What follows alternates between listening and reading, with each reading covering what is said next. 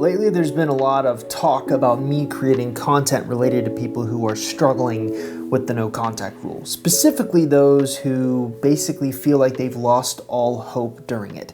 So I put together a list of all the different negative thoughts and hope killing consequences that you will most likely experience at one point during the no contact rule. And I wanted to have an honest discussion on each one of these topics.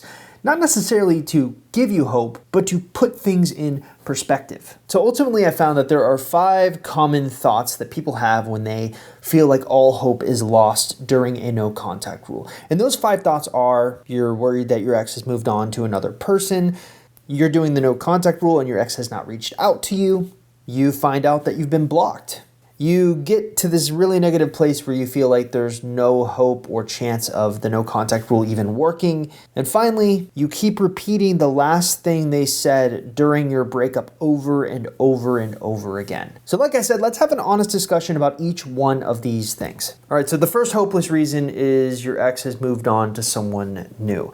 And for many people, this is maybe their worst nightmare. You do the no contact rule with the intention of potentially winning your ex back, only to find out that they've moved on to someone else. Now here's a few interesting factoids for you. Generally speaking, when we find that exes move on to someone else, you can place them into 2 distinct categories. The first category is that they met that person that they've moved on with while they were still in a relationship with you. And the second category is a lot of time has gone by since you did the no contact rule. I found that there's usually no in between. Sure, it's possible, but usually you can divide the exes up into those 2 distinct categories. And you're probably overcome with this fear that if you don't break the no contact rule, if you don't get in contact with your ex some way to talk to them, to try to convince them that, they should still try things with you, that they're just going to continue to get closer and closer and closer with that new person. But we've actually found that the opposite is true. Oftentimes what happens when we found that our clients broke the no contact rule prematurely to get in contact with an ex who is with someone else, it actually created a kill the messenger effect. Basically, it united the ex and that new person together against you, painting you as the villain. This is oftentimes why we recommend longer periods of no contact. We want that honeymoon period to come down before you even talk to your ex. There's one other interesting thing that I think is of note in this discussion. Rebounds. What about rebounds? Well, therein lies your small glimmer of hope. According to GitNux, which is maybe not the best resource to cite things, but it is the resource that Google rated above all. So if you want to blame anyone for poor resources, in this case, blame Google. 78% of second marriages that are classified as rebound marriages end in divorce. This statistic is a powerful indicator of the fragility of rebound marriages. It shows that the majority of these unions are doomed to fail, and that couples should think twice before entering into a rebound marriage. That statistic is a stark reminder that couples should take the time to heal and reflect before entering into a new relationship. Is it apples to apples? No. It's talking about marriages while we're usually talking about breakups. But it's something. It gives us some insight into how serious your ex is into this new person if they're classified as a rebound. All right, hopeless reason number 2 is that there's been no reach out at all during the no contact rule from your ex. And really, this is a question of entitlement. Here's what the average thought process of someone who comes into our ecosystem for the very first time looks like when they hear about the no contact rule. They first start by hearing about the no contact rule and they think, oh, if I ignore my ex, it will help me win them back. To which they then say, okay, I'm going to do it. To which they then say, wait, why aren't they texting me? To which they then say, they're supposed to miss me. This isn't working. And then of course they rage quit. So when someone new comes into my ecosystem, there's almost always a re-education that needs to occur with regards to the no contact rule. After all, the point of the no contact rule isn't about getting your ex back, it's about getting you back. And this idea that implementing a no contact rule will automatically make your ex blow up your phone begging for you back, well, that is actually the exception to the rule. Take a look at this poll that I did a couple of years ago, where I asked people in our community, hey, for those of you who have completed a no contact rule, how many of your exes have reached out to you during it? And close to 60 to 65% of recipients said their ex did not reach out to them at all during the no contact rule. Now, our team believes that this is because most of the exes that we're dealing with have avoidant tendencies, and avoidance, when they go through a breakup, they tend to have this separation elation. They're not going to want to reach out to you initially. But don't worry, they don't stay like that.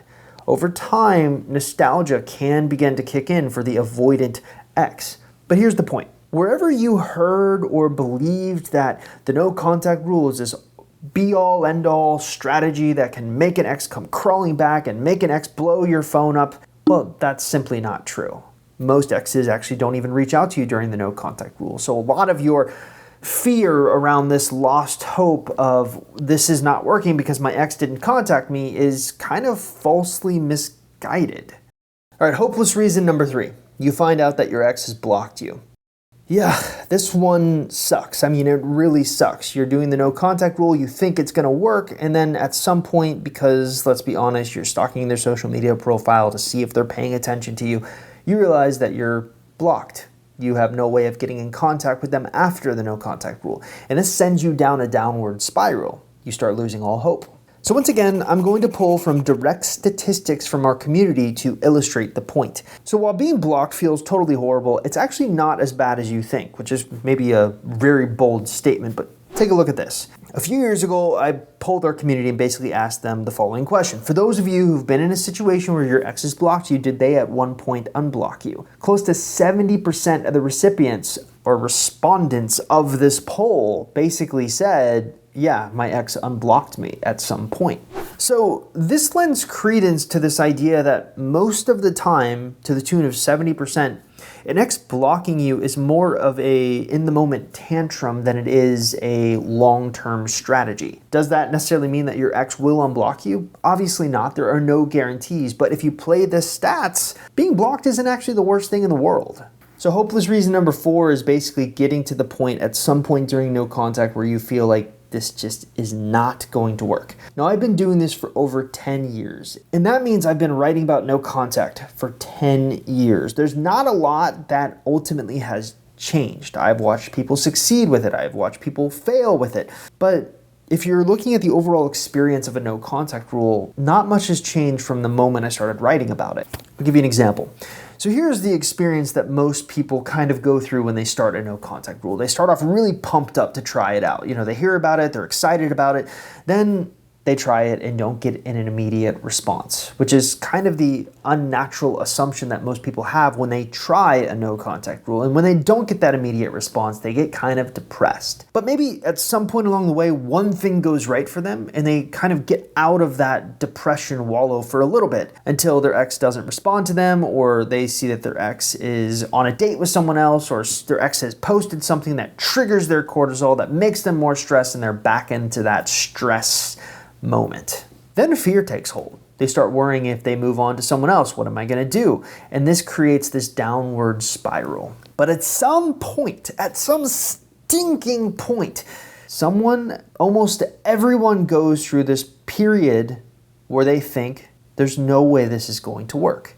Even after seeing maybe all the success stories in the community or the success stories online or on YouTube and all the experts recommending no contact, when you're actually in the experience, it can feel like it's not going to work, that it's going to fail. Here's what I say. I think 99% of the people who are stuck in this downward spiral completely miss the point of the way we teach the no contact rule. The most important part of the no contact rule is not about focusing on your ex. It's about focusing on yourself, which is kind of a cliche thing to say. It's about outgrowing an ex.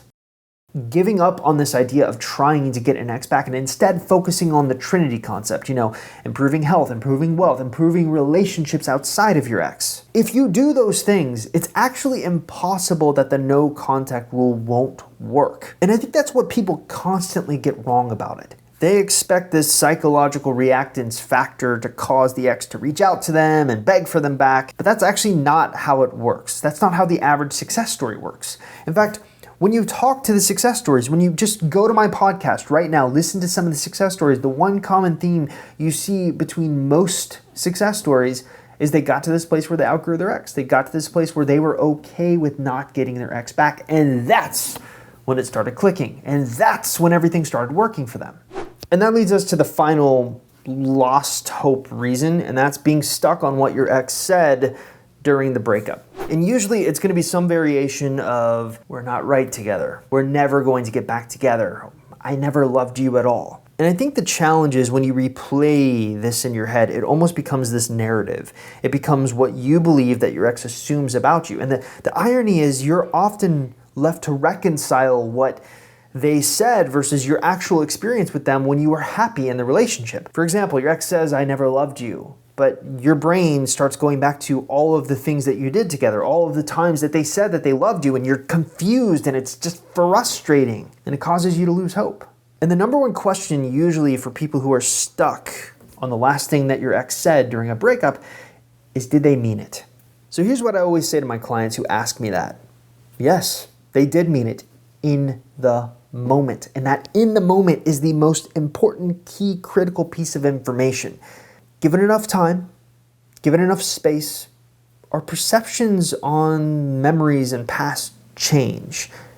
When you go through a breakup, it's a highly emotionally charged topic. There's a lot of highly emotional thoughts that you're having. But when I personally think back to my breakups with my first or second girlfriend, if you were to ask me in the moment during the breakup, I would have pointed to that person and said they're the worst person ever. Yet when I think back now, given enough time, given enough space, I didn't really mean that.